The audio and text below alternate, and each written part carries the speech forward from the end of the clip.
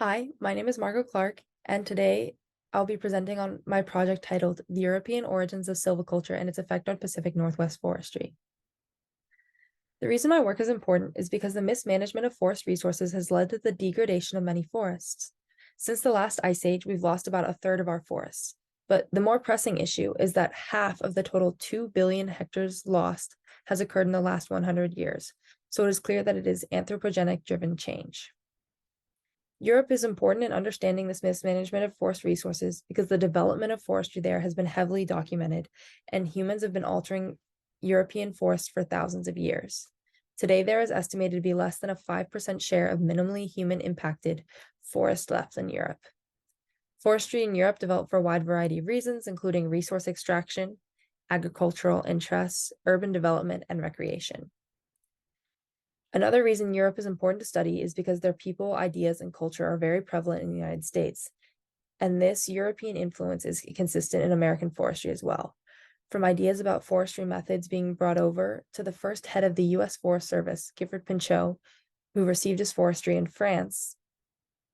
education in France, it is evident that American forestry has its origins in European forestry.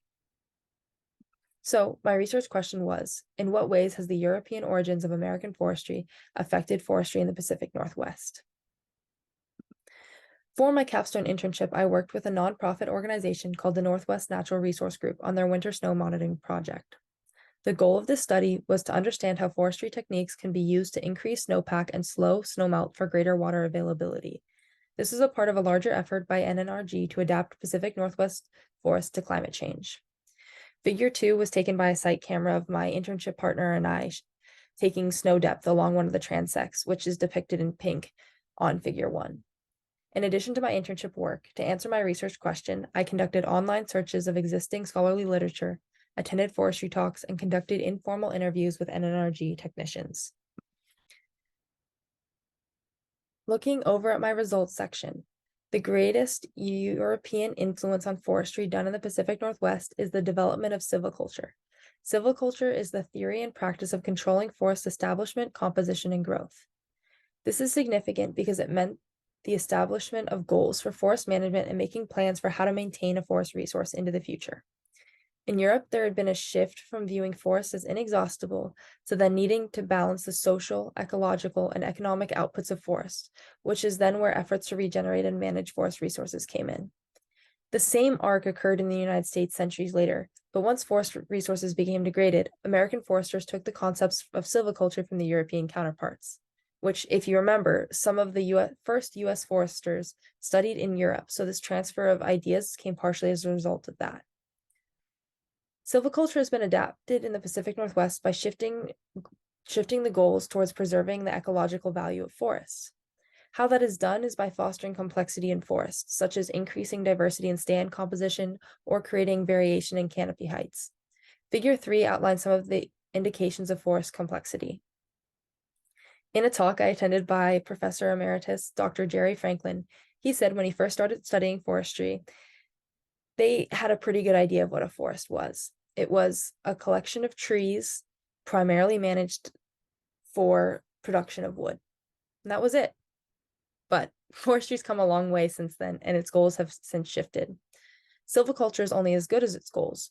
Older forms of silviculture were less sustainable because their primary focus was timber production. So that created large forests of really only one type of tree that was best suited for lumber and did everything to take the complexity out of forests. Despite the shifting goals, the methods developed for older, less sustainable forms of silviculture are still used today with slight variation in order to meet new ecological goals. An example of this can be seen in NNRG's climate adaptation project that use variations of clear cutting and thinning, which are very common practices to increase the snow accumulation. These methods somewhat replicate natural disturbances, which are good for PNW forests, and they added complexity to the area by varying things such as age of trees and stand composition. Figure 4 shows that these methods were successful in reaching that goal. This is an example of how forest complexity can be increased using silviculture methods to meet ecological goals such as increasing water availability.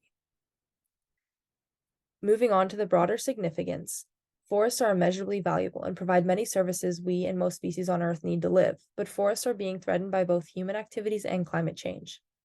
Ecological forest management will be the key because maintaining forest complexity makes forests more resistant and resilient to disturbances, and therefore more capable of handling human impacts and climate change. My research into the origins of Pacific Northwest forestry is important because we can learn a lot from mistakes made in the past. But also, understanding how forestry being done right now came to be gives us a better understanding of where it needs to change and adapt for the future. Thank you so much for joining me today, and I would just like to thank my site supervisor, Rowan Braybrook, and my faculty advisor, Dr. David Montgomery, for all their help through Capstone. I would also thank my POE professors and classmates for supporting my growth and learning. Lastly, a big thank you to my loved ones for supporting me in all my endeavors.